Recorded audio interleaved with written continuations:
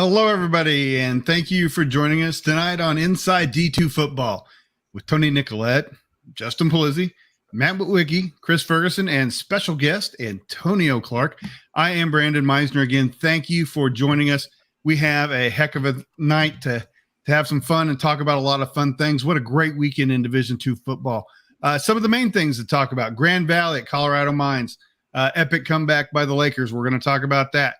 Ashland at IUP, important Super Region 1 game that was close majority of the game.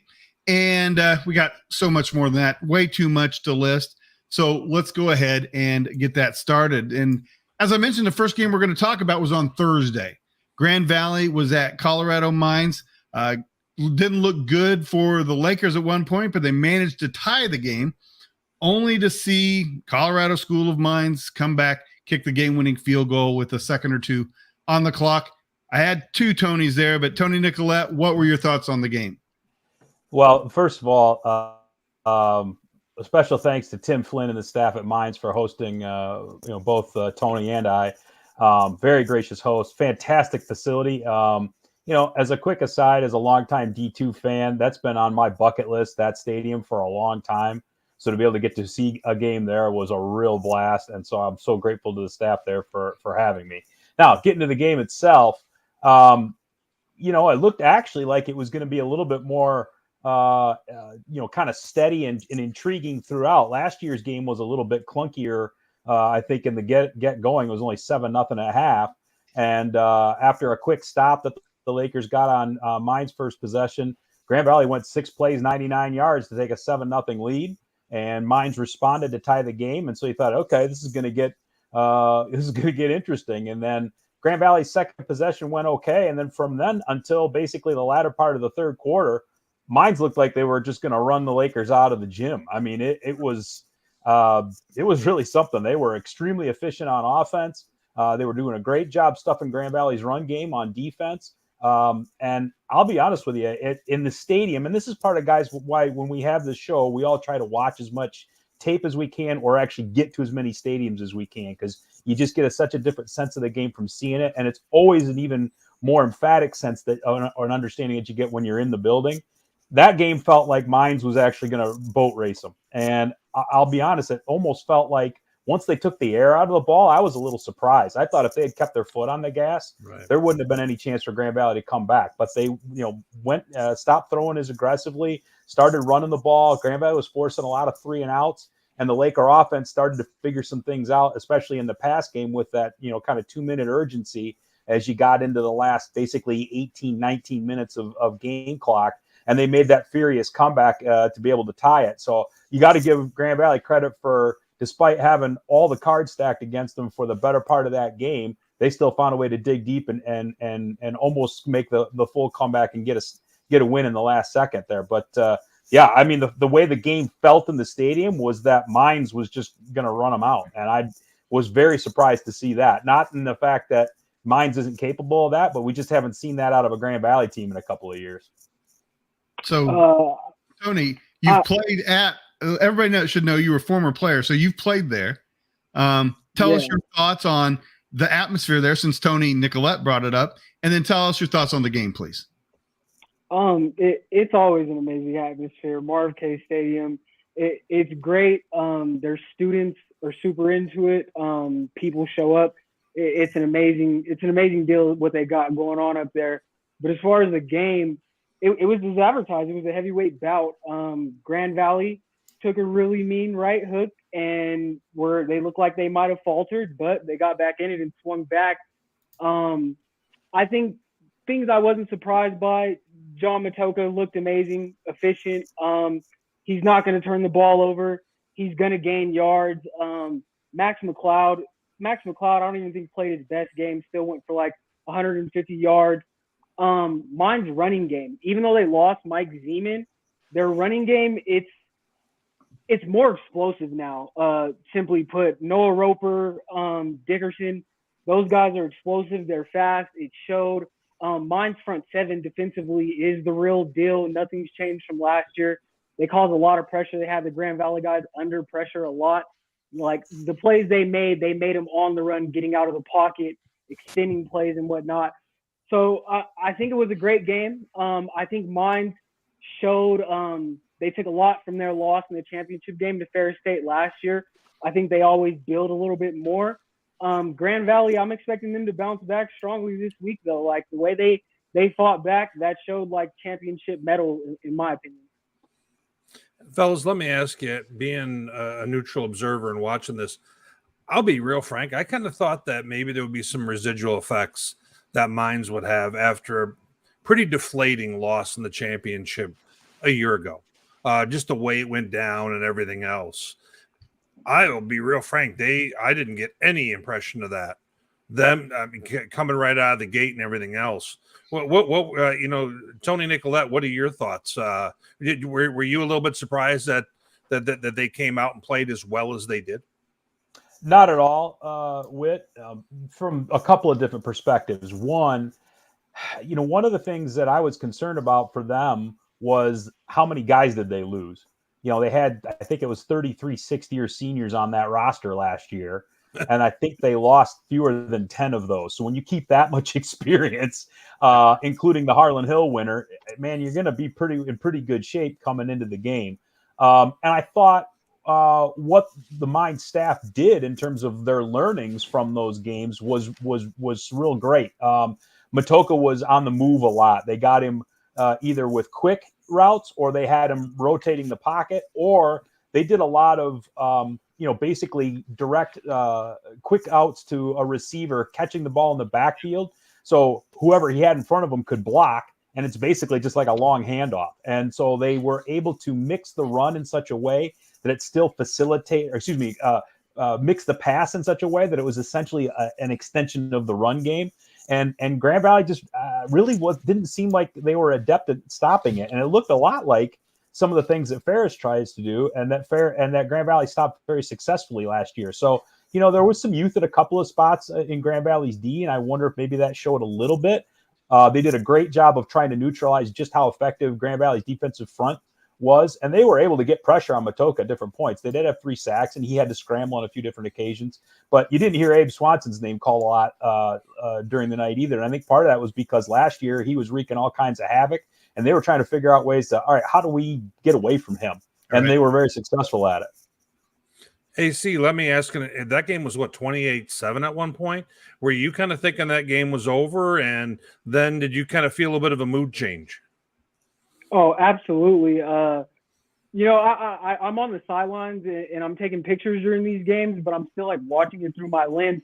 It seemed like Mons was going to blow the doors off of them, but Grand Valley, like I said, they just stuck in there. Like I said, they're a team that is always competing for championships. You could tell they're in games like this. Like, I don't think that Grand Valley sideline, like being on it, walking by it, I don't think they ever stopped believing that they could win the game. Yeah, I thought it was wild at the end when Peterson had the big touchdown. It was like, oh, what's going on here now? And I think the Grand Valley receivers too. I think they were very confident against Mines' secondary. I felt like they thought we can break loose at any time, and that showed later in the game. Like I'm not sure his name. I think his last name is Tierney. He had a long one, number 5, had a long one at the sideline. Like they were getting behind the Mines defenders on the back end. One last note. I thought Cade Peterson played really well second half. Grand Valley quarterback. This is the best I've ever seen him play. Yeah, he did play a real good game, Brandon. That's a good observation. And I mean, a game like that, I mean, you saw 2 of the best quarterbacks in Division II, and you saw it in week 1, and it was a real neat showcase. I mean, we're all so lucky to be able to get games like this. But yeah, it was elite level quarterback play. I mean, Cade had an interception, but honestly, that one was, I don't know where Tony was in terms of relative to that. That was one that I think it was to Tierney, and it just slipped through his hands. Yeah. And the defender behind him had fallen down, and it basically trickled right down to him laying on the ground. And if Tierney had made the catch, it would have been a long gain. It might have even been a touchdown. Right. But yeah, so I mean, that was the only blemish on Cade's record, and that wasn't even necessarily his fault. So he played a great game, as did Matoka, of course. All right. Yeah, another game. Oh, go ahead, Tony. Oh, it just wasn't surprising at all. When you got top-level quarterbacks like that, that's like what you expect to see. Like, quarterbacks are going to drive the games. you got the best quarterbacks in the land, you're going to have the best teams in the land. Yep. And another game, speaking of that, with a great quarterback was Ashland at IUP. Karst Hunter was the free agent of the summer, I guess, and ends up at IUP. And he helps the Crimson Hawks hold off Ashland 24-17. In the first half, Matt, I made a point to watch this game. In the first half, I thought they did a pretty good job, did IUP. And Ashland was able to take advantage of some IUP mistakes. But what I thought was IUP's biggest issue in the first half was they were getting into third and long too much. They were having too many negative plays on first and second down and made them very predictable. And then when they would be able to run with Hunter, it was simply so that they could, gain some yardage to punt on 3rd and 17 and that situation. So I think there's still a little bit trying to figure out how to use them. How to use Hunter. What were your thoughts on the game? 100% agree. I'll be real frank, Brandon. I was shocked to see them under center so much with Karst Hunter. You need to let him be the athlete he is, and having him under center, in my opinion, isn't the best way to do that. They ran a whole lot of I formation. Let's go off left tackle. I mean, I was almost sitting there calling it when I was watching it. Really? Where it was like it seemed like when they went under center, probably 25% of the time they were just going to go off left tackle, and they would go for -1, -2, right. 1 yard. And all of a sudden they're getting put in bad down and distance. Yep. He is too good an athlete, in my opinion, to not have him basically just sit back in the gun. And they can operate and do everything they need to from there in modern day football, in my opinion. And they should be letting him become more of a threat. He can't be a threat in the running game when he's under center. And I thought that was something that was kind of they can still do plenty of play action and all that kind of stuff with him in the gun. And I thought that they had better plays when those moments happened. And you saw at the very end there, they were able to hit a ball over the top, blown coverage, and then got a pick on a drop ball by a receiver from Ashland. Very competitive game. I think that's a good game for IUP to have right out of the gate. Have a little bit of struggle there. Prepare them well going forward because I still think they're the best team. Probably in the PSAC. And ended up being a very well fought game. Last week we had talked about how we thought Ashland was too highly ranked. I think that's still true, but I thought that they did very well. Everything, they did great. Everything considering all the obstacles that they're facing, turnover, roster turnover, coach turnover, all of that. And they got a gauntlet of a schedule. They're playing Ferris next week, but I thought that they showed really well. So in spite of the fact that we've kind of talked about IUP, and I think largely the case, the reason we did that is because it's interesting to see how a player like Karst Hunter plays out there I guess out there, that depends on where you live, but, plays in the PSAC. That's not a style that they necessarily have out there. And that's why he is absolutely, and that team is one of the most interesting this year to see how that all plays out. Brandon, I think they have plenty of weapons offensively. I think we're going to see them come alive a little bit more offensively. I do too. But we'll have to wait and see. I mean, if they decide to kind of go a little bit more with that, the I formation, a little bit more of a lunch pail, pound it format, that's less turnovers and stuff like that. But we'll have to kind of wait and see how they develop. A team that we said might be underrated, or at least I did, was CSU Pueblo, and I thought that they played a heck of a first game last night Saturday night as they that wouldn't be last night. Yeah. As they played Midwestern State. 38. Yeah, you know what, Brandon, watching them, turn on the game, it was like they were in the 2-minute drill right from the jump. And they scored right away. They were getting some turnovers. They were really, coming after Midwestern State up front, kind of forcing the issue.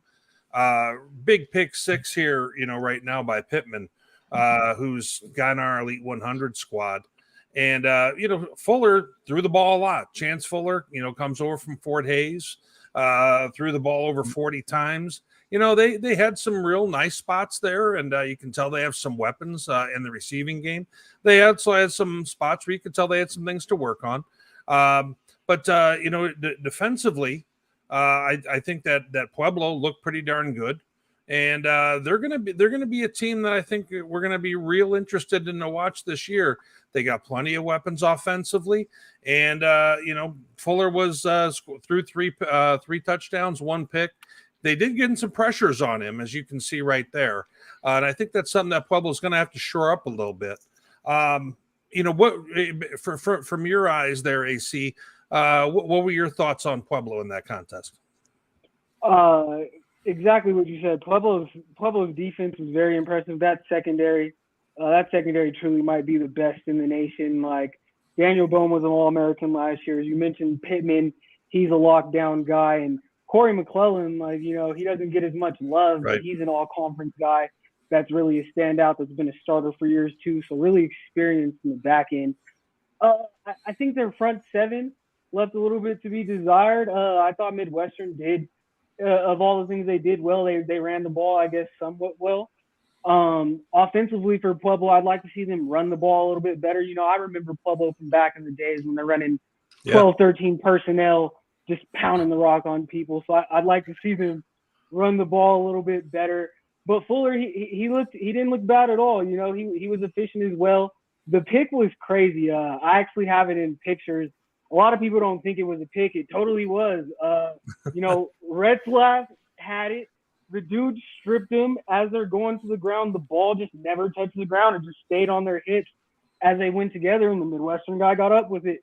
It was an interception, but Pueblo overall, I would say they just have a new energy. Like, not to say that Coach Riston's stuff was stellar or anything, but Coach Veal, there's just a whole new vibe in Pueblo. He has the whole town locked in.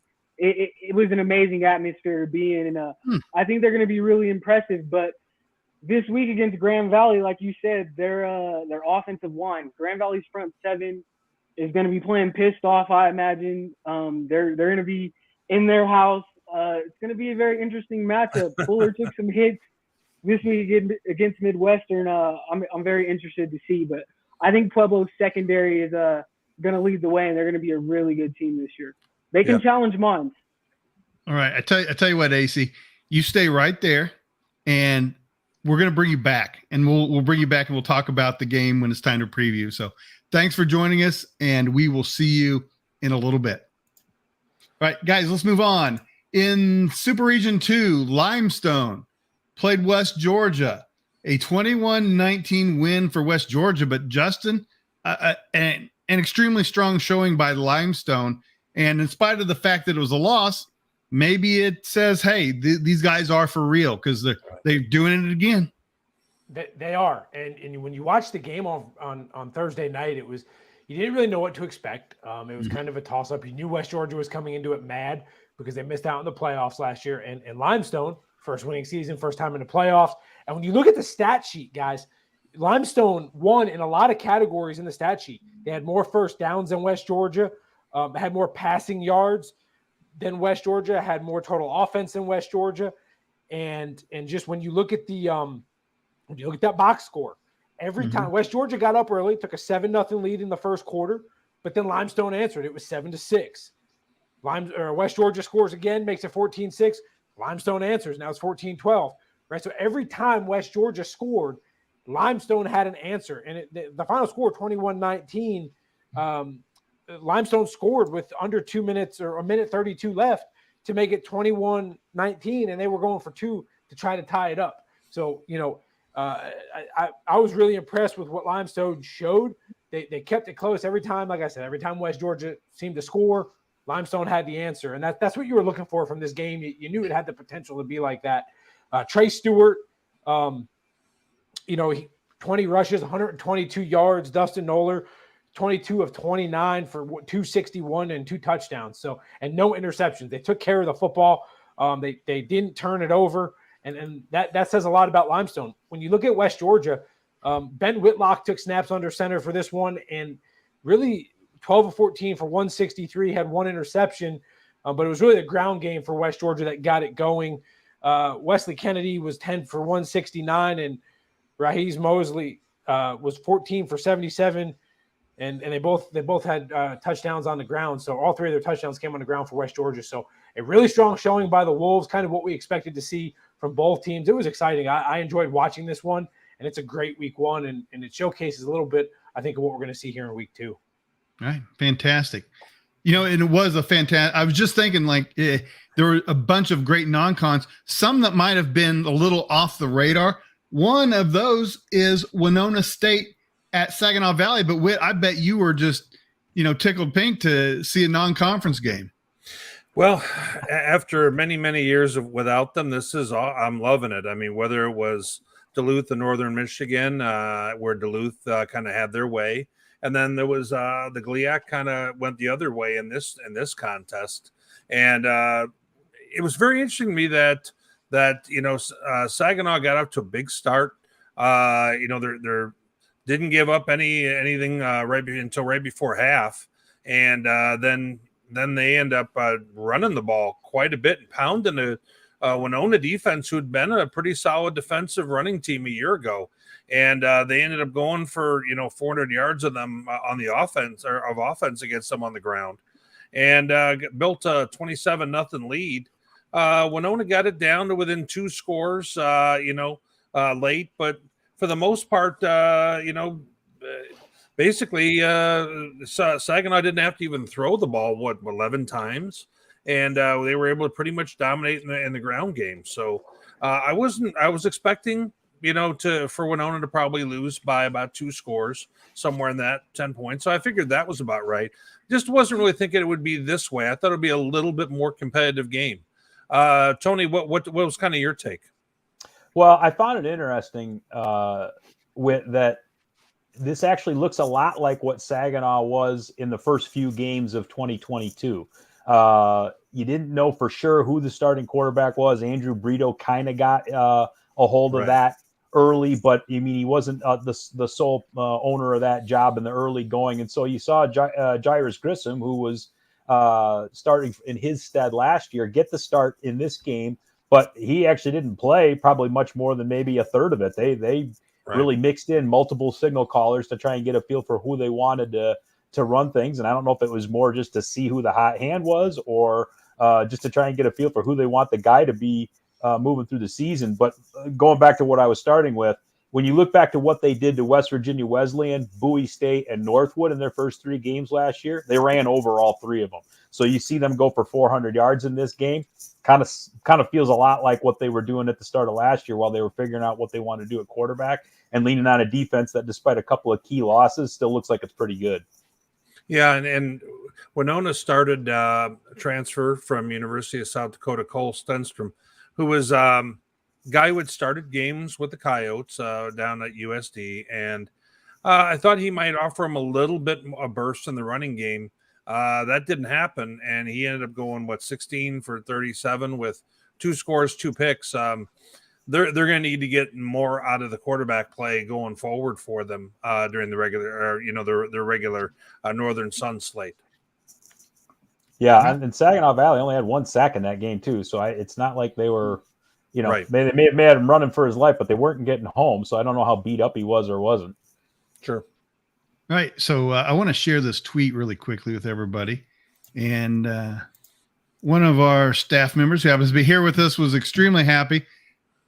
Says, I can't think of a time that the CIAA won 2 games against the FCS on the same day. So tell us a little about that, Ferg. Man, what a day. What a day. So the 2 games that we're referencing is Virginia State and Norfolk State, which are big rivals. Virginia State is known as Big State, and Norfolk State, despite being Division I, is Little State because they kind of branched off. Became their own school. So it's really one of those things that when they get together, I always cringe because I'm like, man, I don't like these games. But nonetheless, kind of going to this game, there are some things that happen that won't be talked about, and then there's one particular thing that will be talked about. So Virginia State racked up 487 yards of offense in this game. They traded blows with Norfolk State. And they took the lead for good early in the 4th quarter. And so, as you kind of went through this game, you're like, wow, like, man, they're trying to hang on against an opponent that's, not great, but they have an advantage on depth. It's an FCS school. Right. So we get to the very end of the game, right? Norfolk State gets all the way down well into the red zone. They decide to go for the win and try to take the lead really late in the fourth quarter instead of kick a field goal to maybe go to overtime. And Virginia State stops them. They're inside the 5 at this point. And what happens next is just utter chaos. Virginia State goes 4 downs, the fourth down. They're inside their own 3-yard line. The backup quarterback could have just went into the end zone, took a safety to end the game, do something, but he decides to run out of the end zone and try to get the first down and doesn't run the clock out, has 1 second left on the game. So now Norfolk State has this opportunity to kick a field goal to go to overtime again. And it's just like, are you serious? Like, really? And then Norfolk State attempts the field goal, but they couldn't even get the kickoff because they fumbled the snap. And Virginia State takes it and runs it back for a touchdown. So, this game could have been more of like a, they won by like 1 point or something like that. They took the safety. But it ended up being a 9-point game that was not truly a 9-point game.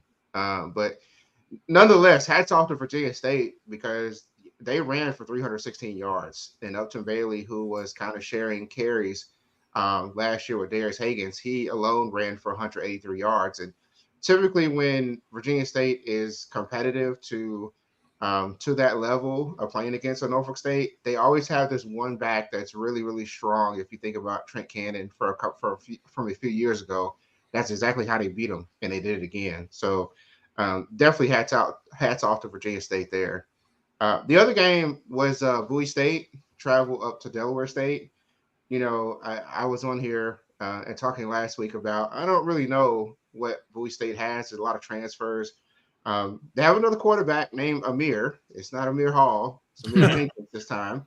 But he passed 247 yards in this game and did just enough to sort of keep Del State at bay. We kind of know Bowie State for their defense scoring, and they actually did. The defense actually scored through a fumble recovery in this game. And so it looks like I was interacting with some Bowie State folks on Twitter, and they said, well, it looks like the revenge tour is now on.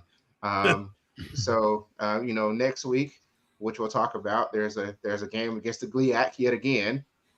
So I'll leave that for there, but I don't know. Maybe the revenge tour sure is on, and I'm looking forward to it. All right. So just one other thing I wanted to throw out there.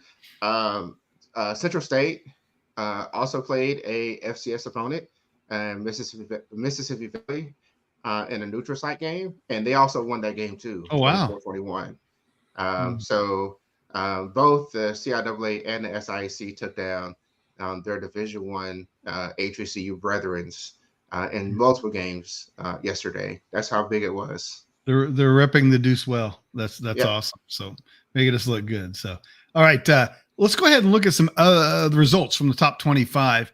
That I know the text is small. That's as big as we can get it. Ferris State, big winner over Mercyhurst. Your thoughts, Tony? Yeah, kind of a clunky start in this one. Ferris really didn't have the ball for the better part of the first half of the first quarter. They got a punt return touchdown off of Mercyhurst's first possession. And then Mercyhurst went down, scored, kicked off. Shortly thereafter, Ferris fumbled and gave Mercyhurst a short field. So this was actually a 14-12 Ferris game as the first quarter waned. And then, despite not having the ball for half a quarter, ho-hum, 646 yards of offense, 12 different ball carriers in this game, C.J. Jefferson and Carson Gulker with a pair of scores each. Xavier Wade makes his triumphant return, 3 grabs, $125 and a score. I mean, standard fare. Nothing particularly interesting about it other than that. One thing that I was noticing, Malik Mitchell didn't take really good care of the ball again. Is that an Achilles heel if they have one? Well, Brandon, we've talked about this, and I know Whit and I have talked about it. And I think maybe we've talked about it more off air than we have on. But that's part of the Ferris's style. Is there's a certain risk tolerance that they have. Okay. You know, their style of play is going to sometimes be loose with the ball, with the motions and sometimes extra pitches and things like that. So many different people handle the ball. I mean, if you look at them on just on a strictly statistical basis, the number of times that they put the ball on the deck in a year is actually pretty high and much higher than you would think for a team of that caliber. They don't lose them all. And occasionally that's why you see games where, 2 years ago against Saginaw Valley, 7 turnovers, but they still won. Last year against Saginaw Valley, 5 turnovers, still won. Last year against Pitt State in the playoffs, 5 turnovers, still win. So that's just there's a high risk tolerance for that team. That's how they play. So I don't think that's anything particularly noteworthy, because that's how they kind of have always played. Fair enough. In the MIAA, Pittsburgh State won over Washburn. It was a game that was close throughout, and eventually Pittsburgh State kind of took control late in the second half, and kind of extended that lead. Thought Washburn showed well, but at the same time, that there is a slow start factor sometimes. It looks like the Gorillas are as good as they were last year, and I did not attend the game, did not see the game, but apparently, according to people that I know, they say the Gorilla defense looked really good. So likely going to see a repeat of them having a great season. And hopefully they do, because I picked them as the conference champs of the MIAA, and I prefer to be right. Doesn't happen enough. Northwest Missouri had a struggle at Missouri Southern. They were down 14-0 at one point, ended up tying it at 17 near the half, and then Northwest came away with the win in this one. But not that of impressive performance for the Bearcats, and I felt like watching it that Southern was certainly ready for them, and certainly not intimidated, and certainly ready to play. Yeah, Brandon. Obviously, you being a Northwest grad, when you had when you're watching this game, where you think, what was your immediate concerns about the Bearcats going forward? Well, the first thing I thought was, like I said, I felt like Missouri Southern was certainly more emotionally ready to play. Sure. And I thought they were playing harder, but that's not something that does not happen at Northwest from time to time. When you're the top dog, so, quote unquote, it's hard to get motivated. They were also getting beat over the top. I thought the secondary was going to be maybe one of the best that they've ever had. Right. And they got burnt badly a couple times. Now that could just be a check.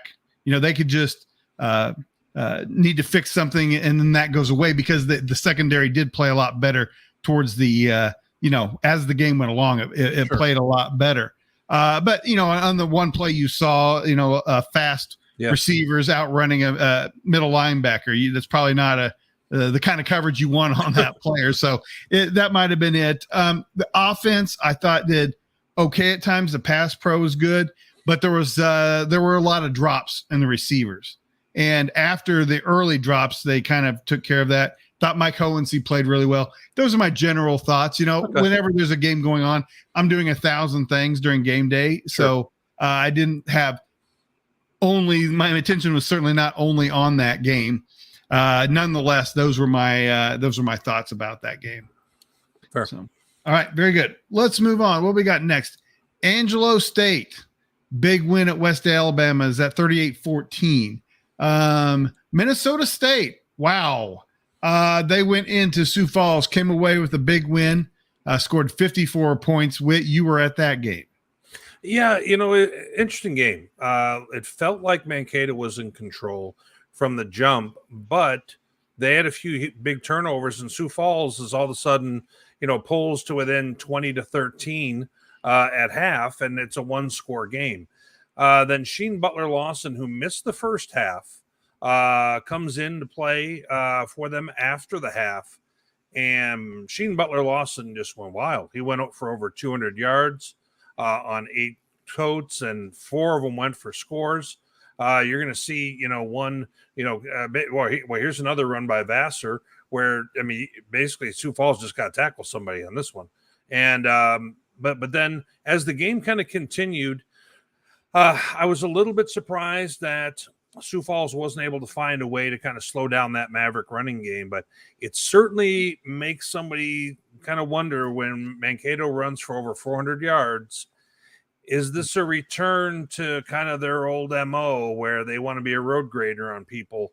Because they are physically huge. I was standing next to some of the guys as I was kind of walking the sidelines, and I could have lived in a few of their shadows, and I'm not a small person.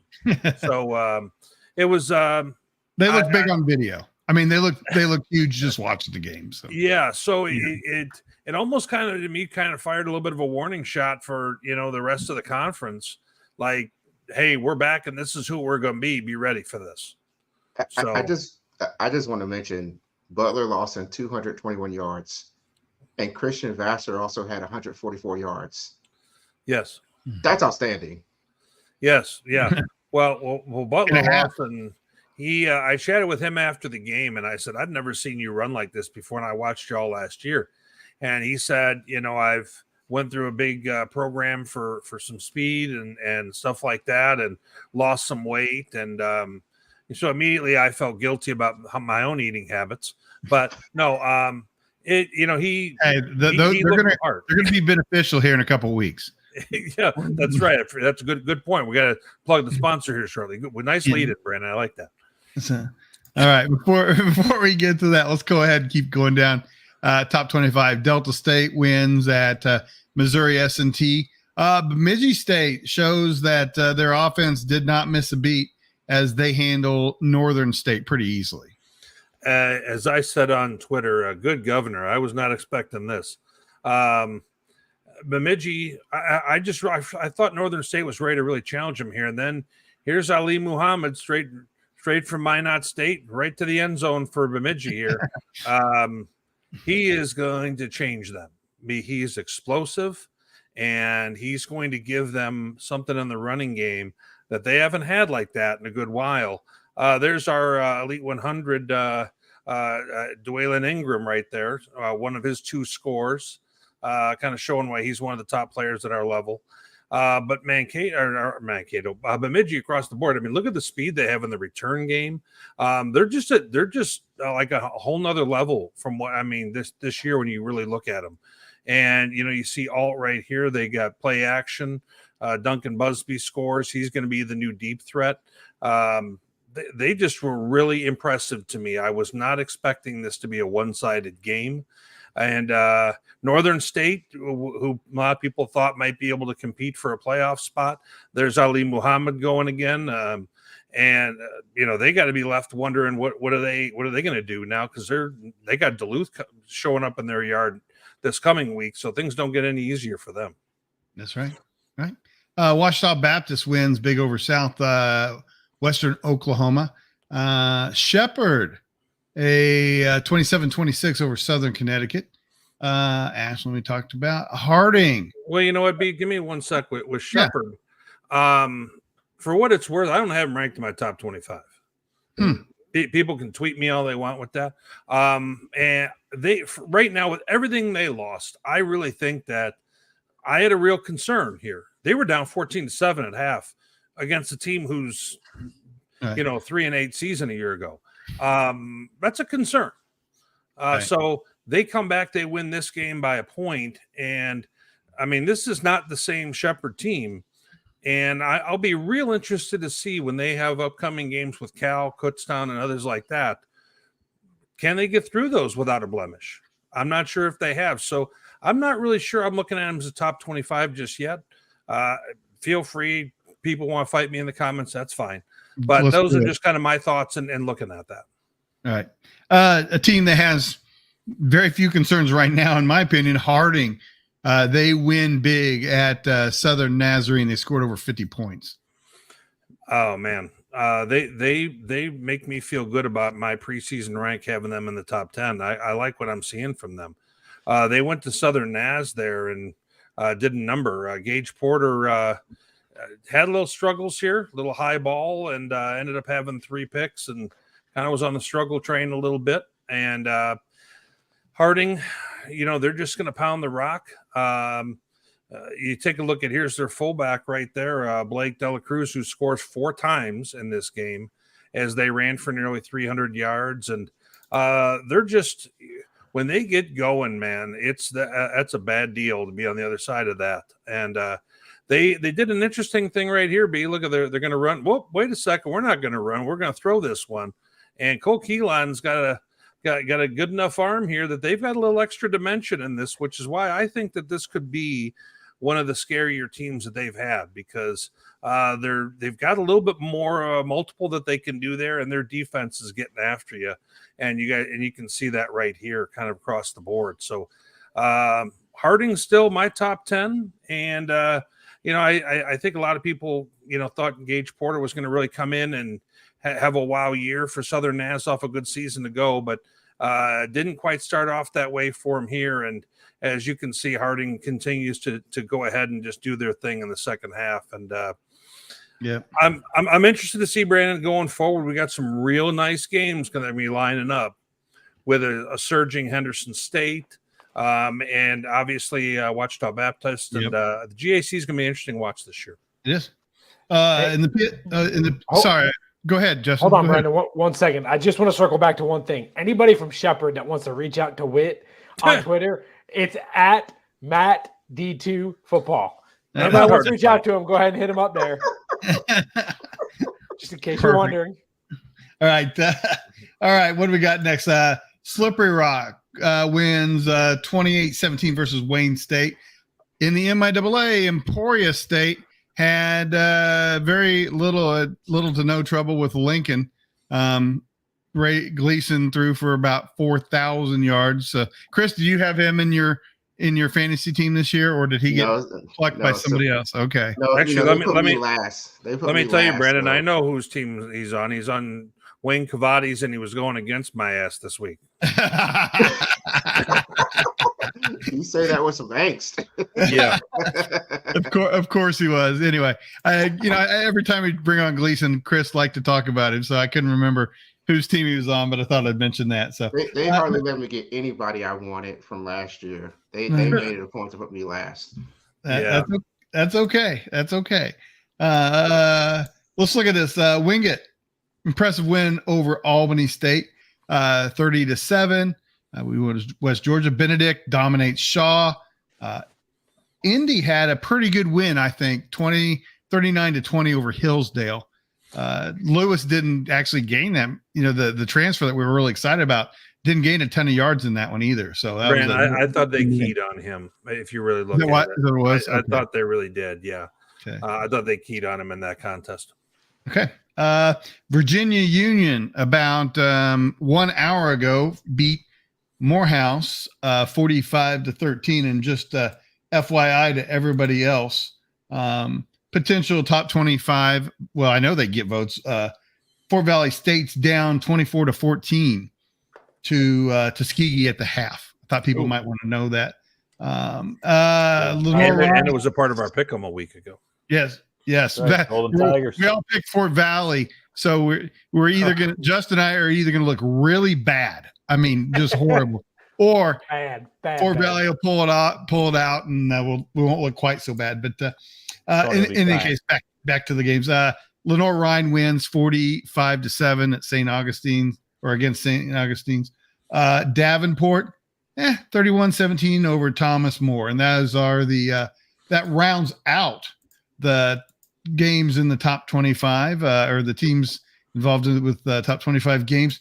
Guys, any other things involving top 25 teams that we need to touch on? It always takes a long time this part of the year to talk about the top 25 because it's sorting itself out. What are your thoughts? Just a quick GLIAC defense here. Davenport wins over Thomas More. It was 24-0 a half. That wasn't a close game. Oh, okay. Gotcha. Okay. I like it whenever I ask somebody to be part of this. I always say you need to advocate for your conference, and I like you doing that, Tony. That makes me feel good. You're standing up for the GLIAC. Brandon, somebody I was going to talk about and I forgot to. Angelo State, down at halftime of that game, and kind of came roaring back. They don't necessarily look like they're going to be quite as athletic at their skill positions offensively. They do have Gerald Gardner from Lake Erie, quarterback who grad transfer, who was a what was it, all league second team in the GMAC a year ago. And so he was their starting quarterback, and he kind of had some moments and then got it going, and ended up having 2 scores, 2 picks, something like that, 290 yards in the air. So I'll be interested to kind of watch that development right there, because we weren't sure who they were going to land on as a quarterback. Okay. But they came through strong there, and we'll talk a little bit later in this about who they got up on tap this coming week. Yep. Well, and Whit, to your point, I agree with you 100%. And I think, it's hard because you don't know. We talked about some question marks they had. We talked about West Alabama. West Alabama goes on the road they're at Limestone this week. So, to me, that's a good measuring stick right there of, right. Where's West Al, and then how does that correlate with Angelo State too, right? Like we talked about, just who do you play week 1, week 2, particularly out of conference? Yeah. Yep.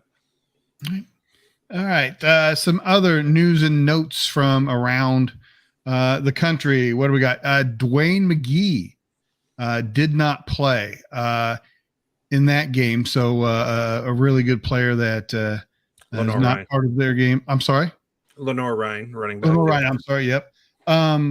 Also, what do we got? Kyle Sheets hurt on the opening kickoff for Slippery Rock. I don't know if I told you the story here, Brandon, but he's also on this stupid D2 fantasy league that Ferg and Clee twisted my arm to get into. So I picked Kyle Sheets. Yeah, he was running for me at wideout. He gets hurt on the opening kickoff. Nothing like a little wit curse there. I'm not saying, I'm just saying. But and then the running back from Harding, Fitzhugh, he didn't even play. So other than that, I did great. So all right. So you're 0-1. Is that what you're telling us? Yeah, I'm already hating my team and this process. Right, yes. One of the things, even though God forbid he isn't involved with fantasy Bert, football. Do I play you this week? Yes. Oh hell. All right. He'll have a whole new scoring system and playoff system revamped by midway through the season for next year. That'd be great. I'd be all for my team after 1 week to tool up just for this. Yes. So, all right. Let's look. A defensive player, Ian Marshall, did not play for Northern State, and he's an elite 100 player. A couple fun stories. Fun? Well, it's interesting. You're probably right that it's not exactly fun. They don't have power down in Valdosta, but Brandon's having fun with the story. Yeah. Anyway. Depends on if you're an outdoor person, that didn't affect you. But anyway, no, it's really kind of a bad situation there. Really difficult to coach a team, much less simply be a student or a resident of Valdosta. They played the game with no power. There was no visible scoreboard. They kept the time on the field, and that sort of thing. If you read the story there, generators were used for the locker rooms and the restrooms. And I cannot imagine how difficult that was to play a game there. And it would have been truly like playing a game in 1920 or something like that, Yeah, they've been without power for 3 days, and pretty tough situation down there. And at that point, you're worried more about just living and surviving and everything else than you are about playing a football game. That kind of heat, that's a safety issue for a lot of people in the population. Yeah, well, think about food for people and preparing it or having it, And, quite frankly, a lot of times football players aren't the richest kids in the world, so they might need the campus food and that sort of thing. And so it's an ordeal. So, what's that, Chris? Sorry. I was going to say, as a Valdosta student, they did have the dining halls open. They did get those opened up pretty quickly. But yeah, a lot of the systems went down. There was a lot of trees down. A lot of roads that still are not yet cleared from Right. what I understand. So like the main roads are, but side roads are not. So for them to have pulled off a football game through all that, it's a pretty big deal. Pretty good for morale too. Right. And then Well, now they got to get ready for a road game at Albany State and stuff like that. So it's not they kind of a tough little start for them. Yeah, well, Right. it didn't show on the scoreboard because they dominated, but Yeah. Well, and yeah, but like you said, guys, it's a mess down there, and my thoughts are with all those people in Valdosta. Yep. But think about how hard it is to coach in a game like that and to play in a game like that when the peripherals aren't there. You don't know how you can't look up at the scoreboard and you can't see how much time is on the clock. You don't know what down. Right. You know what I mean? Like it's hard enough to watch a game, yet alone play or coach in a game where you blink and you really can't see what time in the quarter or anything like that. So yeah. Well, I think that's simply a game you survive. And luckily for Yes. Valdosta State, it was not an opponent that could come back to harm them, even if they had lost. Sure. There's, I'm painfully, pathetically always looking at the bright side of anything, and that's one for Valdosta State. At least the opponent wasn't somebody who could hurt them. But something fun in that one, McCall Bennett was a redshirt freshman kicker. Made an extra point with 6:25 left in the game. The significance of that is that she was the first Valdosta State female to play in a football game in program history. So congratulations to her. Now, the last thing that we want to touch on in this segment was that UT Permian Basin scored 96 points. And that's certainly, obviously, a school record. And, I think Whit and I got our panties in a bunch a little bit about sportsmanship and thought, oh man, they're running up the score. So I went back and watched the second half to see what they did. And their drive started at opponent 45, opponent 14, opponent 17, midfield, opponent 32, and opponent 28. And one drive was non-drive because it was a pick six. They threw only one pass beyond the line of scrimmage in the second half. So congratulations to them for scoring a ton of points. And again, I was ready to come in guns a-blazing, and they didn't do anything wrong. So yeah, and I mean, and it's what Texas College, who's what is it? They're maybe the worst team in the NAI. Oh, I mean, is that right? If we're gonna be real frank, yeah, and Yeah. it's been like that for a good while. Okay. And you just don't want to see it. Period. Right.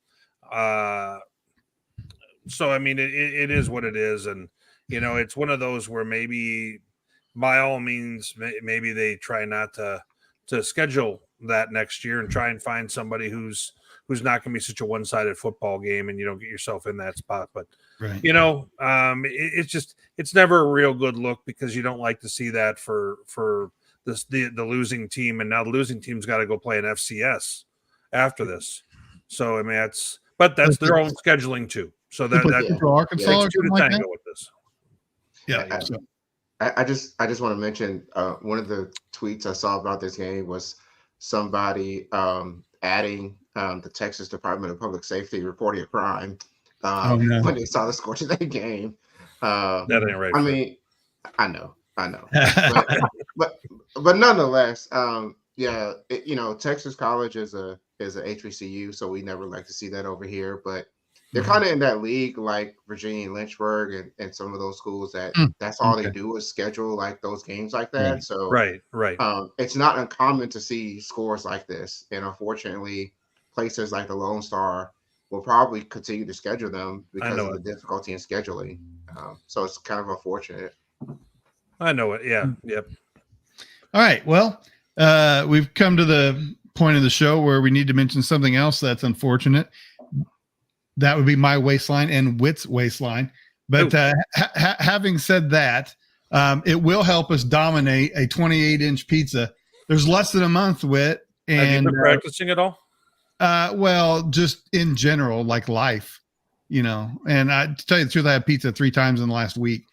But it wasn't from Boss. And you were at the Sioux Falls game, the Augustana game, and you sent me a picture of the press box supplied by Boss, and apparently it is a very popular pizza. I've never had it. Yeah, there was about 20 boxes that have been demolished, so they had been practicing at Augustana, I can tell you that.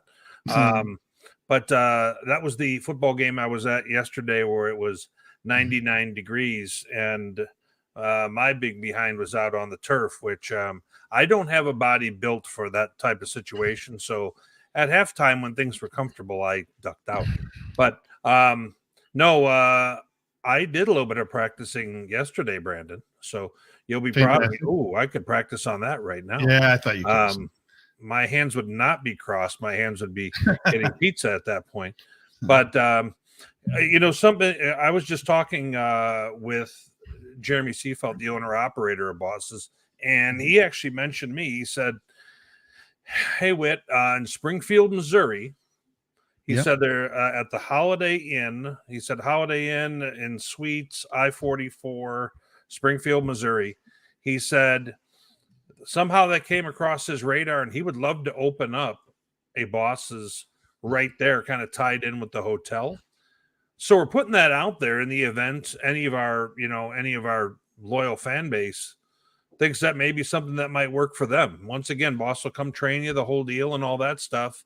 And, you can make a pizza for the people who come in and our patrons, and then you can eat a pizza and eat wings and the way, Brandon and I would do things, one for them, one for us.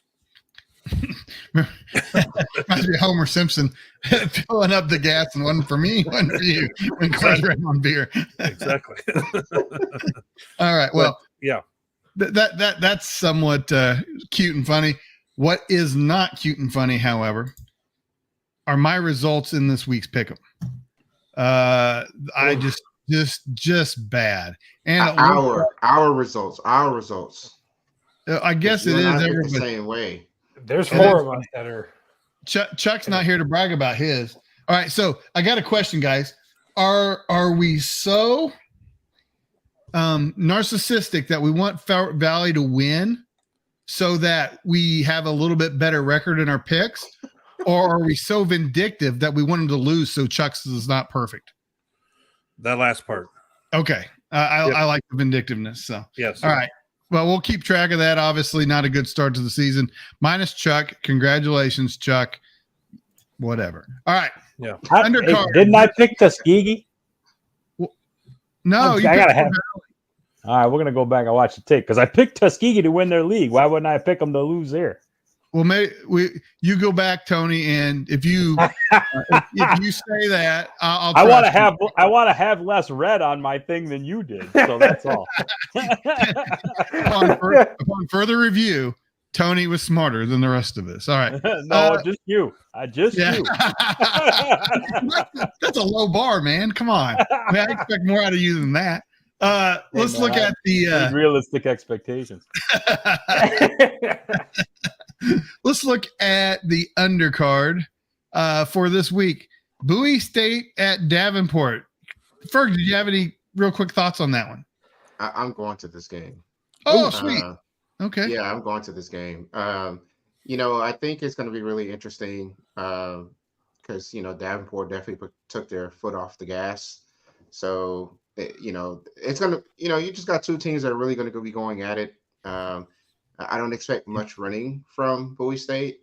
So they're probably going to key in on the pass a little bit more. On the other side, you've got a pretty seasoned team in Davenport. So it's going to be a really interesting game to watch. Yeah. Yeah. What'll be interesting is I think, if Davenport has a weakness, it would be defense. And if Bowie State has a strength, it would be defense. So it's two different teams. It'll be interesting to find that result. Right. Lenore Ryan, Fayetteville State. Justin, Chris, thoughts quickly. Yeah, I think Lenore Ryan got going well offensively this past week. I look for them to continue that this week. Interesting to see if Dwayne McGee's back in the lineup this week and what he brings to that stable in the backfield for the Bears. Yeah. I just throw out there that Fayetteville State's defense didn't really miss much of a step. Fayetteville State's offense does have question marks, so they can't afford to get behind by 2 scores. I think that'll kind of be the nail in the coffin for a win for them. Westchester's at Slippery Rock. And that's a good early season matchup in the PSAC. Yep. Yeah. Not Slippery Rock is just, kind of one of the teams that's always off the top 25 is off the top 25 a lot of times, but they're not like 75. They're right there in the mix. So that'll be an interesting game. Ferris State at Ashland. Tony, I'm so old that to me feels like a GLIAC game, but it's a non-conference game. It does. And what's funny is there was a stretch in time where Ashland actually gave Ferris a lot of fits and even knocked them off once or twice. Going back into the mid-teens. Tony Nese was still building kind of in the ascension phase at Ferris, and Lee Owens was well established at Ashland. So, but yeah, I don't know. Based on what we've seen thus far, Ferris is going to be the favorite here. There's no doubt about that. That's why they're in bold. Wingate is at Mars Hill. They had a good opening week, Justin. Yeah, they did. They did some really good things. I think they answered maybe some question marks on the offensive side of the football for us. And Mars Hill, I think we still have some question marks. Losing Snelson and Urzua on the offensive side of the ball. They have their pretty much a good portion of their defense back. But Mars Hill did not have a week 1 game. They had the bye week 1. So it'll be interesting to see if that week 1 game for Wingate really helps them and they've figured some things out. They've got some rhythm going. So I'm actually calling this game this week. So I'm looking forward to that. But this should be a pretty good sack game. Early, but it should be a pretty good sack game. How'd you get on the radio? Is it like a Make-A-Wish thing? Are you okay, buddy? I mean, is there something we can know? Whoa. But they feel bad for me, so they come on every once in a while. All right. West Georgia is at Texas A&M Kingsville. To me, that's kind of intriguing. Yeah, Kingsville handled Mesa this last week, 30-10 or something, and they bring back the quarterback. They got some, they're building something there. Is the athleticism of West Georgia going to be too much? That'll be an interesting watch. Yep. It will be, and I think too. I was impressed with West Georgia offensively. They did some good stuff. They established a run. Be interesting to see if they can get that pass game rolling. I mean, they were able to do some good things in the passing game, but just see if they can score some points and stretch the field out a little bit more. Sure. All right. And Wayne State, Nebraska is at Minnesota State. Wow. Impressive first week. Yeah. These guys split a year ago. Wayne State kind of handled them at home, but then in the playoffs when they had to go to Mankato, it didn't work out so well. I'm real interested to see how well Wayne State can defend the running game here of Mankato. I think that they bring back and know a little bit more what they had than what Sioux Falls did a week ago defensively. So I think it's going to be a close game, but I still have a hard time not thinking Mankato's the favorite. Yep, no doubt about that. So let's go ahead and look at the pick'em for this week. Ooh. And let's go ahead and AC, we're going to bring you back in. Your picks will not be official, but you will be part of the discussion. So especially if he beats us, then they're really unofficial. All right. So in the pick'em, Emporia State is at Northwest Missouri, Limestone at West Alabama, Colorado Mines at Angelo State, UT Permian Basin at Western Colorado, and CSU Pueblo is at Grand Valley. Let's take them in order. Start at the top, and Emporia State is at Northwest. Justin, go ahead and start. Yeah, I was impressed with Northwest this week, and so I'm going to continue with that. I think Hohensy's playing well. I look for Northwest to continue it this week. Okay. All right. And Tony. Brandon, we talked a little bit last week about some of those games where you're kind of like, I got to see it first. I guess with this being, a Missouri school, it's a show me thing. So I don't know. I always feel like Emporia's got enough to beat Northwest, and they just never do it. So it's hard for me to pick against the trend there. So I'll take the Bearcats as well. Okay. And I believe that this is the year that Emporia State is going to break. That literally is like a 20-year drought against Northwest. I think 94 was the last time that the Emporia won. And I'm going to pick ESU in this one. Are you trying to make the Bearcat hype video right now, Brandon? I don't care. Concentrate on beating people, not concentrate on what they say or what others say. Go ahead, Whit. You're next. When I was watching Emporia State at Media Day, I got the impression that this was kind of that game that they thought they could have had last year. And I think they just know a lot more what they have offensively. I'm a little bit concerned with Northwest that their defense may not be where they have been of late. So I guess I'm making the hype video too. But I'm going to take Emporia State in this one. Okay. And Chris Ferguson. Emporia hasn't necessarily been known to have the greatest defense. So I don't really see a ton, but so much resistance when you have a Northwest playing, halfway decent on offense. And they seem to be kind of balanced too. The running back from yesterday, I thought he did pretty well. So yes, Harris. Yeah. Nonetheless, I think Emporia, if this is the year that they're going to beat Northwest, it's got to be this year. I mean, they're so close. They're so close.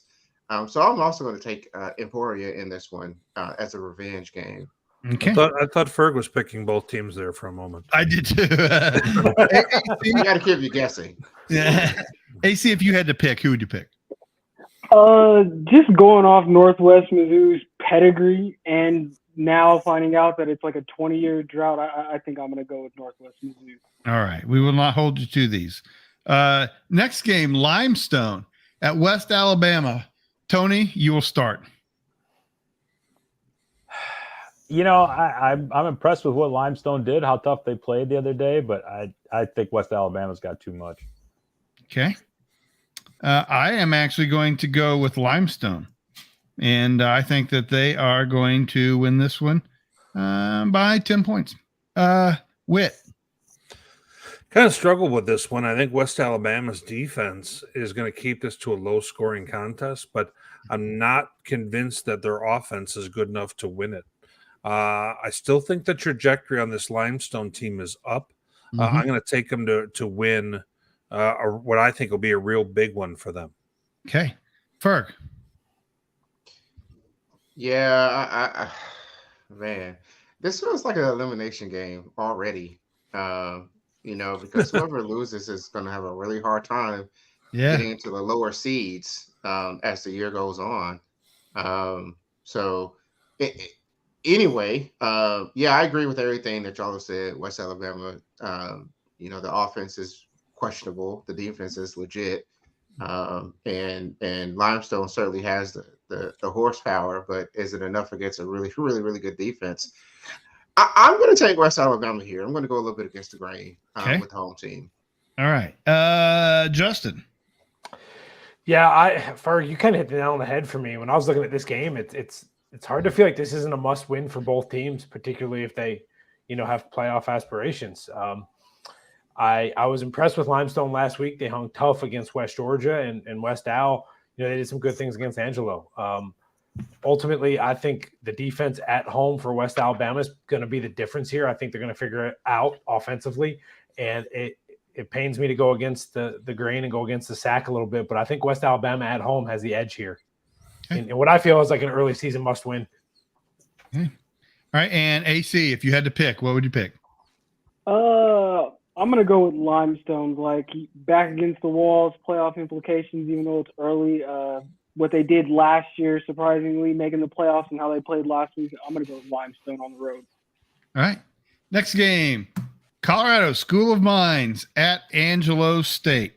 I will be the first person to select this one, and I no matter how impressive Angelo was in that game, I'm going to have to go with Mines in this one. Whit. Well, I just don't know if Angelo State, this version of Angelo State right now that we have, is ready to win this big a game with a guy who is really hard to beat with Matoka. Now, the concern I have is actually further with can this be a letdown game for Mines? Because coming off a really big emotional win with Grand Valley, then you're hopping on a plane going and playing a team that's always going to be very athletic, good defense. And frankly, Angelo State should be the more motivated team here after Mines ended their season a year ago. I just think Mines is further along the road right now, and I got Mines. Okay, Chris. This is turned into a little bit of a rivalry. I feel like, Yeah, Kind of a mini one, yeah.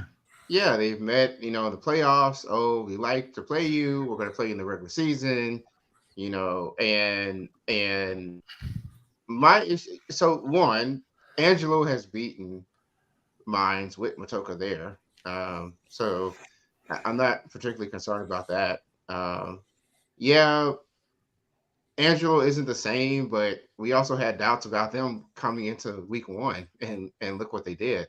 I'm going to go against the grain here as well. I'm going to go with Angelo. As much as I like Mines, I think that there's also home field advantage to consider here when it's kind of even, and so I like Angelo for a mini upset here.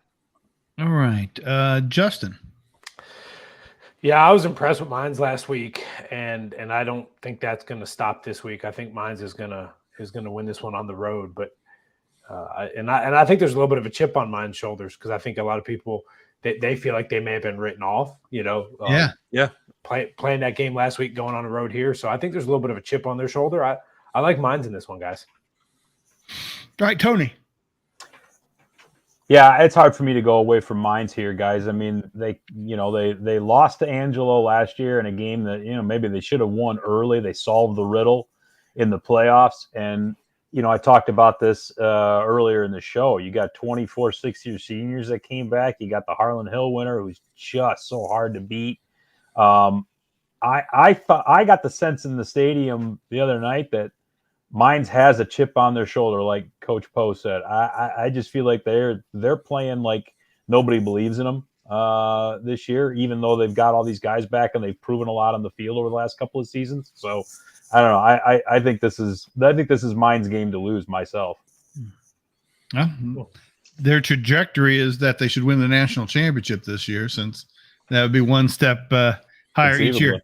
AC. Do you have the guts as the RMAC columnist to pick Angelo State? All right, tell us what's going on, bud. I definitely have the guts to do it, but I just don't see Angelo getting it done. Matoka's too much. He went into Angelo and into their season last year. I think what Tony's saying, like, he was there at the game. Even though Mines has had a lot of success, they're not like a team that's complacent at all. Like Matoka. Yep. He's a really nice guy and speaks really well and sounds well, but like he's a dog on the field, on the sideline. So I expect him going back to Texas to play at home. I think Mines gets it done. And with the RMAC, you can definitely hold me to these picks. All right. UT Permian Basin will travel to Western Colorado. Whit. I know UT Permian Basin's, they're coming out, they're aggressive. They got a really good offense. And, I don't think I watched Western Colorado the other day and they impressed me. I was expecting that to be a much tougher game that they had with West Texas. And they kind of controlled the action, to be honest. And I like them in this contest as well. I think they're an athletic team, and I may be even having them at the edge of my top 25. I'm sorry, who'd you pick again, Whit? Western Colorado. Thank you. All right, Chris. I'm going Western as well. Yeah. All right, Justin. Yeah, I'm on the Western bandwagon right now. I think UT Permian Basin, they put up 96 points last week, but when you rattled off their drives, it was all in positive field position, right? Like, so let's see what happens when you have to go on the road and play a tough team, and you're gonna have to earn your stripes, so to speak. So, but I'm Western Colorado. By the way, your vindictiveness might be rewarded, Matt. Tuskegee is now up 31-14 in the third. Okay. All right, Tony, back to UTPB in Western Colorado. Yeah, despite my flyer on Permian Basin to win the Lone Star. I just don't see the Lone Star in terms of top to bottom being as strong as the RMAC at the current state. So, I mean, we know what Western Colorado is. They're a team that, played both Mines and Pueblo tough last year. And they handled a Lone Star team pretty easily last week. So, yeah, for Permian Basin to go on the road and win at altitude, I got a hard time seeing that at this point. So I'll take Western Colorado also. All right. Well, I will be the contrarian. And I was impressed with the Permian Basin. I understand the opponent was not that good, but I believe that the coach, McCullough was good at East Central last year, and seems to be doing the same thing again. And quarterback and everything. Yep. Yeah, I mean, and so it seems like I did so poorly this week anyway. It's almost like a gamble that I need to get one here to feel good about myself. So, AC, what are your thoughts? Speaking of chips on their shoulders, I think Western has probably the biggest one in the RMAC. They feel like, they beat Pueblo last year. They played Mines close. They feel like they're kind of counted out. I think that victory they got over Western Colorado or West Texas last week was huge for them with the new starting quarterback. So I think they'll have a lot more confidence with their new guy leading them, and they have the altitude on their side. Give me Western again this week. Yep. Very good. All right, our final game this week is the big one. Oh man, it's hard to say when Mines and Angela are playing, but goodness gracious, CSU Pueblo is at Grand Valley. What a nice game, and Ferg, you get to pick first. Yeah, so somebody asked in the chat if I was going to go to this game too, and I thought about it, and I was like, well, what the heck? I mean, Bowie State Davenport's a 12 o'clock game. This is a 7 o'clock game. That's plenty of time. So yeah, you get that poster's suspect. You got to watch out for that dude, Ferg. Go ahead. Anyways, this is a very, very fascinating game. Pueblo's definitely got a lot more to work with. But man, to say Grand Valley loses 2 in a row like that, I don't know, especially at home. So give me Grand Valley. Okay. Justin. I'm a little bit. This is good. I love that we have so many good games in the first couple weeks of the season, but it's fantastic. It really is. But I don't see Grand Valley going 0-2. Let me interrupt, Justin. It's only going to get better when the MIAA and the Northern Sun are opening their schedules. This is only going to get better. It's going to go back to the way it used to be when it was the golden era and it was freaking perfect. Anyway, sorry, go ahead. No, well,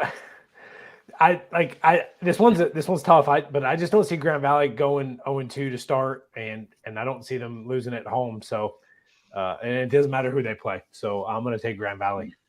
All right, Tony. Yeah, look, guys. Last year, CSU Pueblo ran all over Midwestern State, and then didn't do anything against Grand Valley at home. So, I think you're going to see history repeat itself here, except the venue is going to be different. I just don't see Grand Valley dropping this one. If they do, then obviously they've got bigger issues because then they're going to be 0-2 trying to find a way into a playoff spot in Super Region 3. I just don't think I don't think the kids or the staff are going to be ready for that one. They're going to come out a little angry, I think, on Saturday. Well, this past week I picked Grand Valley and they let me down. Having said that, I'm still going to pick them to win this week. I believe in what's happening at CSU Pueblo, but I agree with that. This is a prove it to me situation, and they're going to have to prove it to me this week. I think the Lakers win though. Whit. Well.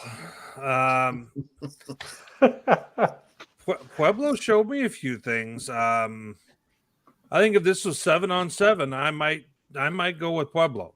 I'm not sure that they don't have some of the athletes in space, but the problem is, fortunately, I'm not feeling real good about what's going to happen at the line of scrimmage. I just think Grand Valley is going to be able to run the football. I also feel like if Pueblo had some challenges protecting the quarterback this last week, I think that's going to get all the worse with a Grand Valley. So they're going to have to get rid of the ball real fast and let their skill guys make some plays.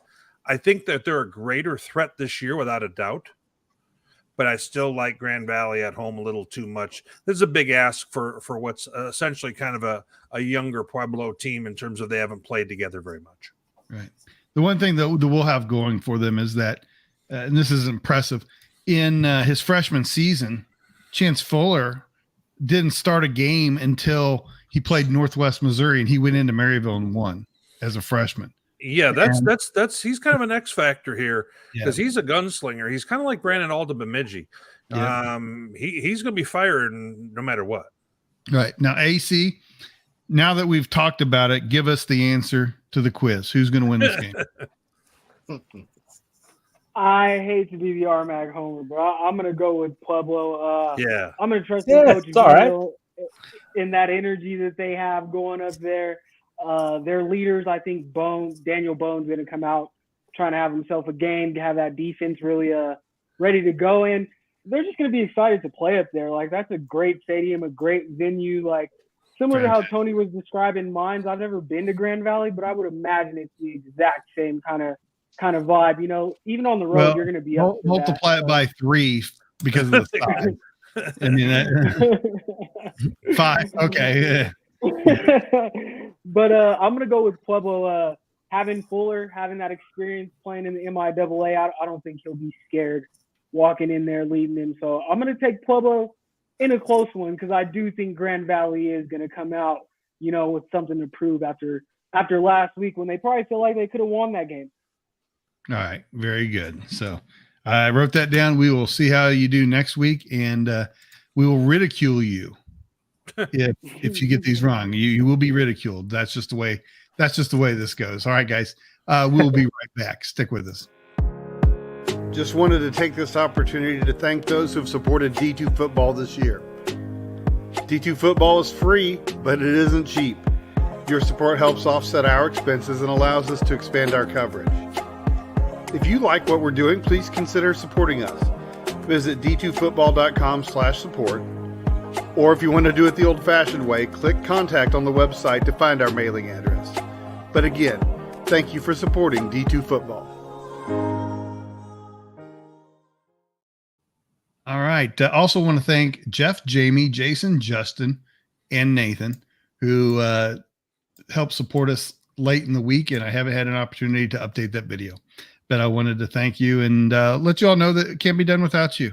You know, this is it's a labor of love, and it helps when it's not a labor of the pocketbook as well. So we appreciate any help you can financially give to us. Again, like I say every week, remember to follow us on social media, like this video, and subscribe to the channel. Apparently, if you share this, that's good. I really don't care that much about the way I don't even consider us to be a YouTube channel. It's a supplement to what we do on the website, but apparently all those things help get more recognition for your videos. And I would appreciate that to help us grow Division II. It'll be more fun the more people are watching this. Again, I'm at D2Football is our main Twitter account, and then we're facebook.com/D2Football, Instagram D2Football. My Twitter account is at Brandon Meisner. You'll probably get the spelling wrong, but that is me. During the week, columnists, we've got them all in here. They break down the teams and the races in their conference.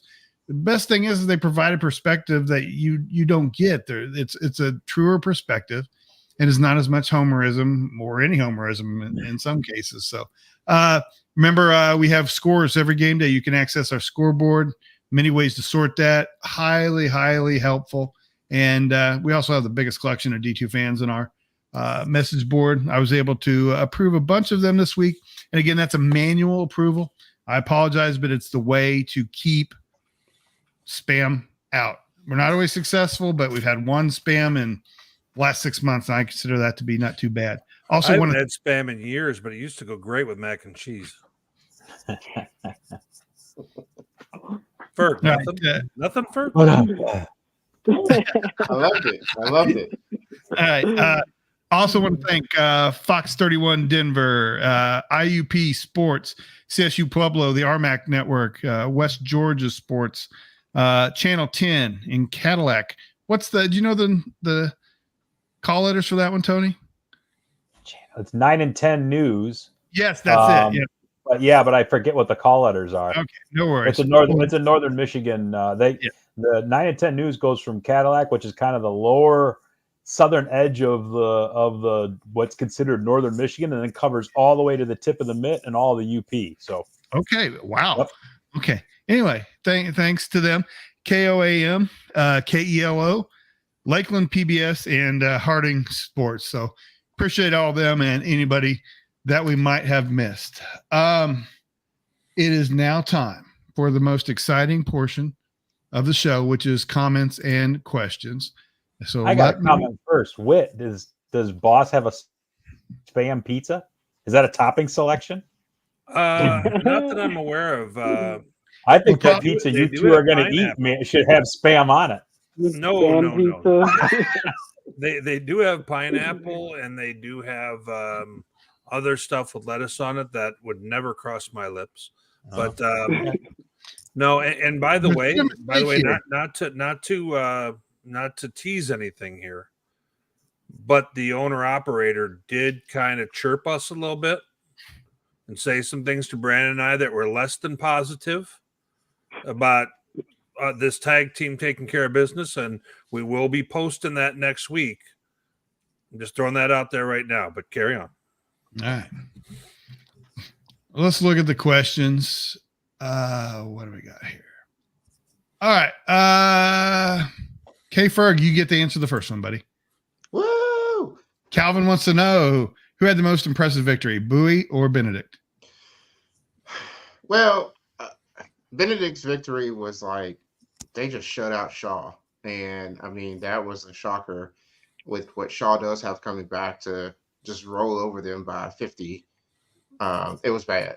But we kind of knew what Benedict had in this case. And so I think that the mystery that was Bowie State to go and beat an FCS team on the road was the more impressive victory. Okay. All right. Let's take that one off and go to this one. So at D2Football, does that mean all of us or just me? Yeah, it doesn't matter. What are your thoughts on video review so far? I will answer. I freaking love it. I love it that it exists. And even if it doesn't get it right, the fact that the possibility exists is awesome. We're just not going to play this game of these clowns out here got this call so wrong and we can't fix it. We can at least have a chance for a corrective call. And I think it's great. Yeah. If they would have used the Pueblo game last night, they would have had zero chance of doing video because there was blur every change the thing. It was just anytime there was a pass down the field, you couldn't see it. So, we need to make sure that we're getting a solid, hard cam shot on these to be able to have that be useful. After watching plenty of stuff, not to make this a big festival on streaming and people getting a neighborhood shot where you can see somebody 3 blocks down moving their car, but not that I'm calling anybody out, but next time I will. But I mean, so this is obviously going to be only as good as the stream. So sometimes just because you got 5 cameras doesn't mean I need for you to click 5 times in 3 seconds and make me confused. That's all I'm saying. I agree. AC, I can tell that you wanted to talk about this because this was your world. Did you want to say something about switching? So in broadcast, I think this kind of goes like across the board in D2. Sometimes broadcasts like to have this tight angle where you have the front 7 and then at the snap, like try to pull out and you always miss the action. Like I'd rather have a wider shot than a tight shot so I can at least see what's going on. But I overall on video replay, like why not be trying to get it right? Right. That's right.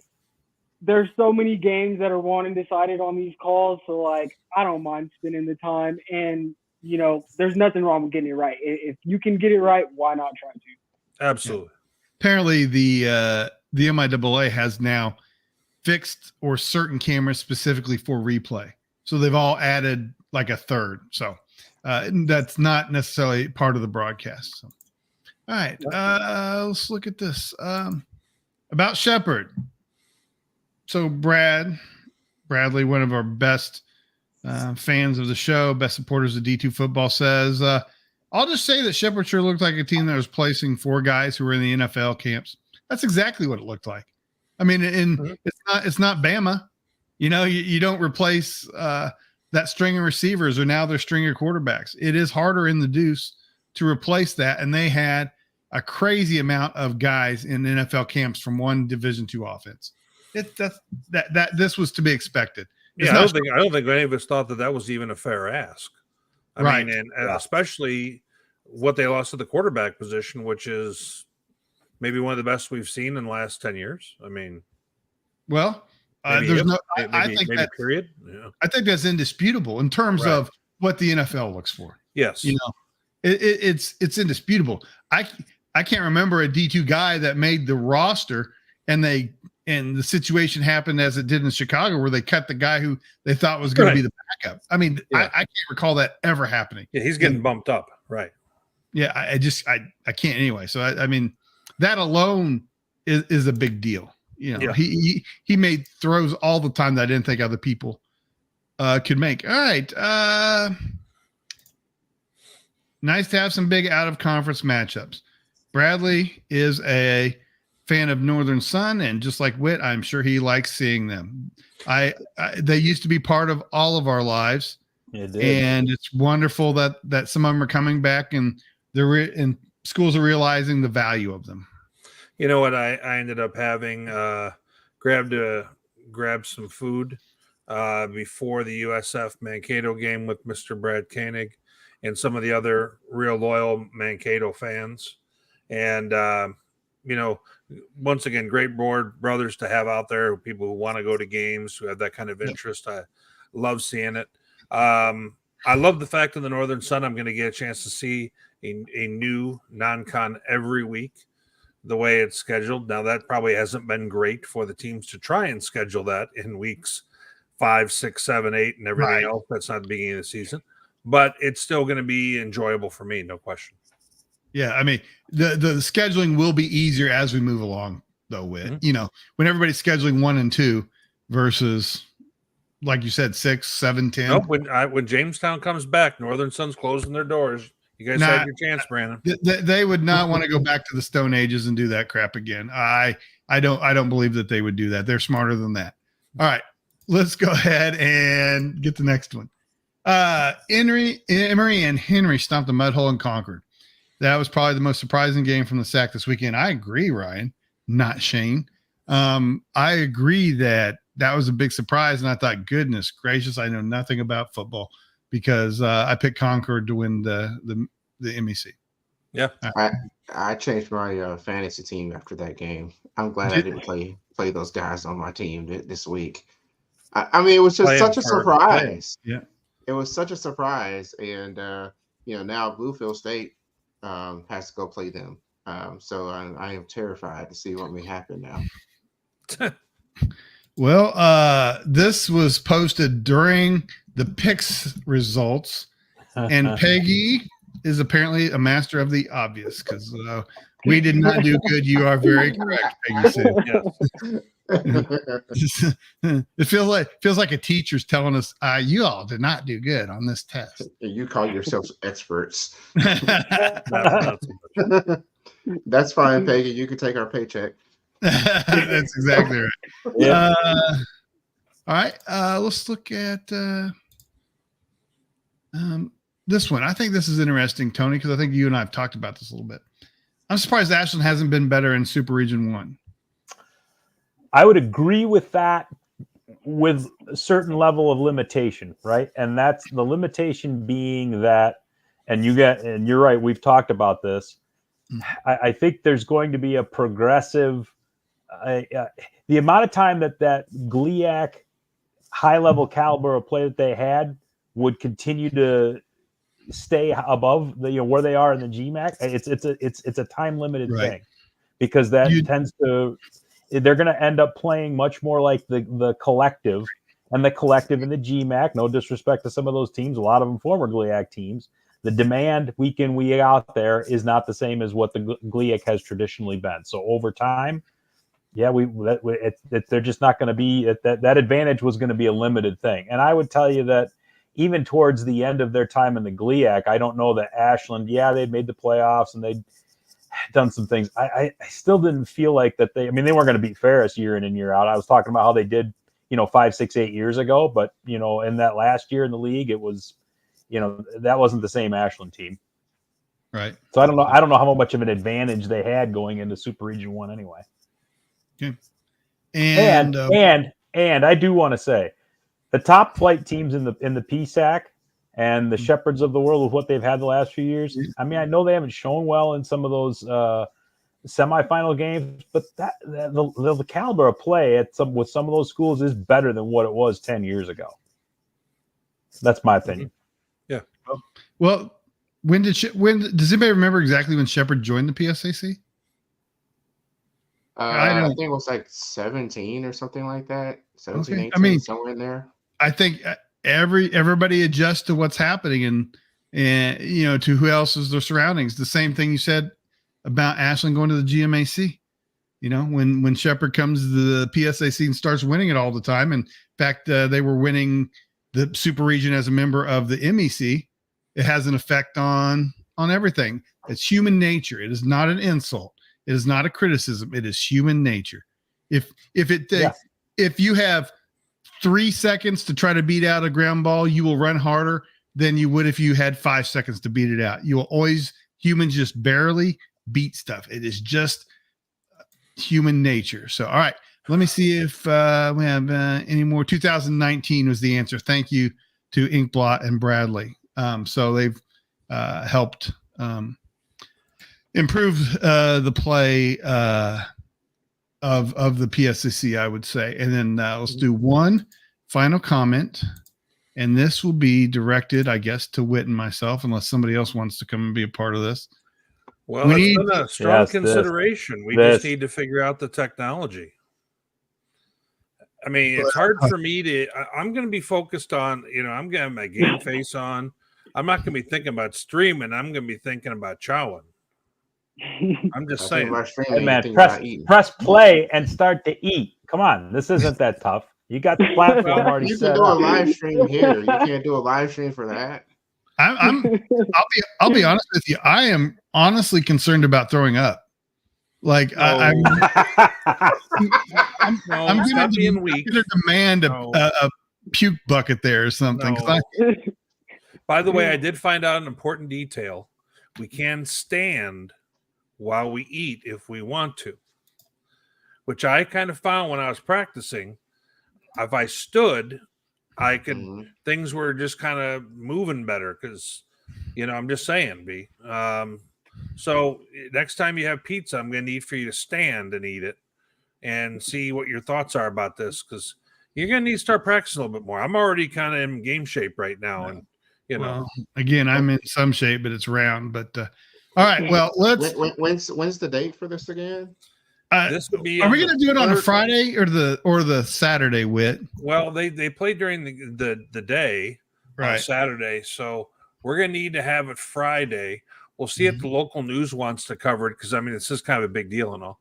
And maybe we'll get the local coaches to show up and everything else, and maybe one will cheer me on, the other will cheer you on, and we could get the cheerleaders to come cheer us on.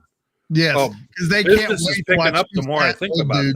This is spiraling out of control. Yeah, they would love to watch two fat old dudes. Well, look at me. Why wouldn't they? By looking at you, that's why they wouldn't. So, in any case, this is going to be epic. Inside D2. This episode is rated R. Yes, right. Sponsored by Tiger Beat. With the heart, is this month's heartthrob? Wait, this month? How about year? So Brandon wins the humility award in their humility issue. That's a good one too. I was going to ask something, then we started talking about food, and I completely forgot. But No, we're gonna make this a big ordeal, guys. I'm just telling you, we're gonna have to do like in the pick 'em. Yeah, ordeal's the right word. Yep. Yeah, the pick 'em. We're gonna have to Ordeal. see who's picking Whit and Brandon and who's taking Boss's Pizza. Yeah, I got the pizza. I'm telling you right now. Is that right? You would really Absolutely. pick against us? Do you think Really? Massey would have us as a favorite or a dog? Tony, you've met me. You know how fat I am, man. That does not equate automatically to being able to hammer that much food, dude. And a 28-inch pizza is no joke. Hmm. He was trying to. And as you get old, you can't power eat like you used to, man. Trust me. Jeremy was Clearly trying to you haven't explain to hung me the out with math me of it lately, all, no. but yeah. Well, that might be true, but All right, guys. That will do it for tonight. That'll be the last thoughts that you all need in your head is about us eating pizza. So, That'll be All right. enough. so again, for Justin, Tony, K-Ferg, Whit, and thank you, Antonio, for joining us tonight. It was a pleasure. I Thank am you, Brandon Antonio. Meisner. And please, again, join us next week for Inside D2 Football.